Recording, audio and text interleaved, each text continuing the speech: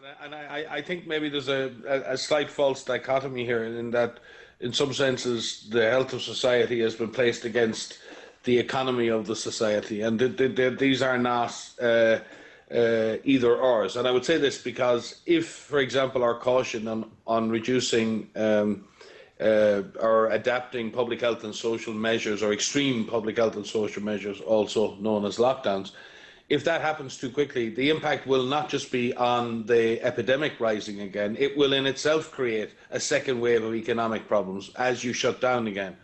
And that's what nobody, I think, of all the economists are saying. The worst thing that could happen now for the economy is not an extension of the current lockdown, it's a repeated series of lockdowns done in an uncoordinated way. And that will be more damaging to the economy in the long run than a careful and measured exit strategy that balances the need of the lives and of livelihoods. And it's not to slow anyone down, it's to understand too that there are prerequisites for that happening. And people in business, I think, get this more than any other sector in society. This is about risk management, and there are trade-offs. Lockdowns that are eased where the virus is still present will result in a significant residual risk of the virus re-emerging. So the real question is, have we put in place the risk management architecture for that very likely eventuality? Do we have the public health surveillance architecture to detect those cases early? When we take samples, can we turn the tests around early? Have public health authorities got the contact tracers and the tools they need, electronic and otherwise, to do that work? Is our health system capable of easily absorbing a small increase of cases and not collapsing again? Are our communities fully engaged and fully aware of this longer-term adaptation of behaviour, and are they willing, without enforcement, to continue that behaviour? Because what we want to get away from is lockdowns, enforcement, the idea that society is hemmed in and the economy can't restart. So what you'd like to get rid of is the lockdowns. What you'd like to get rid of is state-based enforcement procedures of people's personal hygiene and social and physical distancing. And the only way you get there is to put in place a really solid public health infrastructure, a real early warning system. It's almost the fire may start again. We just had a big fire, and the fire flames have died down.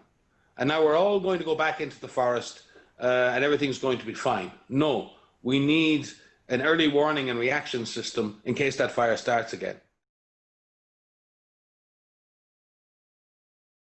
I think it's really important that we, public and private sector, stop looking at health prevention, health protection and healthcare delivery as a cost in our financial growth model. What we've clearly seen is not protecting the health space has led to a massive financial cost. So the question is, how much are we willing to invest? We have spent trillions of dollars protecting against armies that are going to roll over our borders, against terrorists that are going to blow up our buildings, and against all kinds of other existential threats. But we have been effectively defeated by a microscopic organism, and it has brought our global economy to a standstill. The real question is, do we see health and health protection, health preparedness, healthcare resilience, as we now see it, as a cost and a drain and a drag on economic growth? We have to change.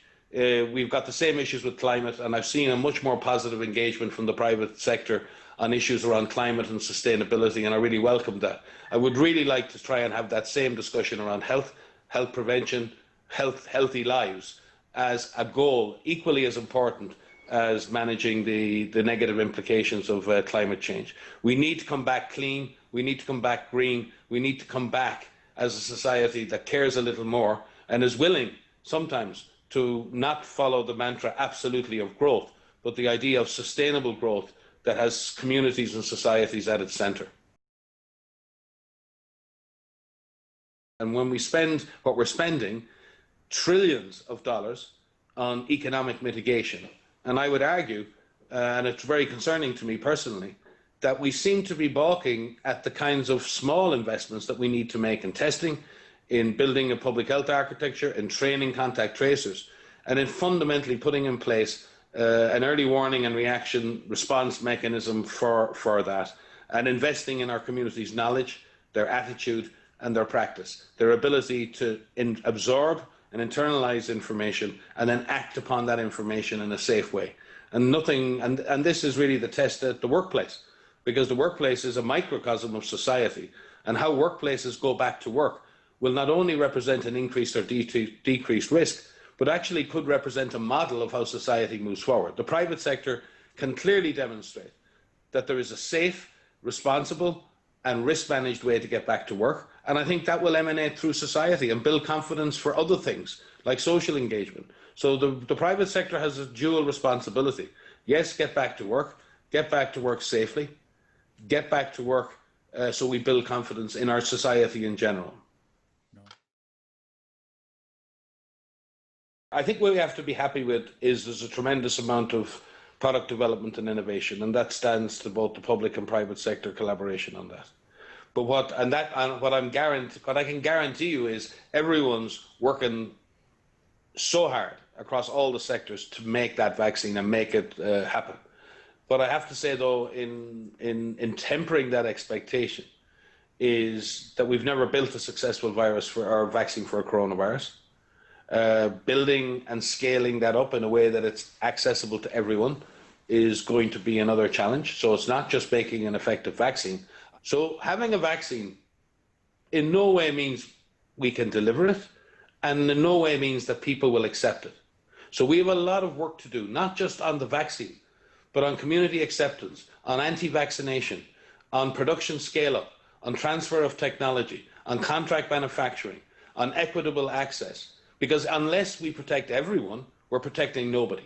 My fear is our capacity to leverage a production cycle and a distribution cycle and a preparation cycle that will meet with that vaccine's availability. And that's not a given. And it's going to require a significant investment downstream in countries. We did an analysis recently, and we believe that probably less than 25 countries have the regulatory architecture in place to even approve such a vaccine quickly and in time. So there are real structural issues.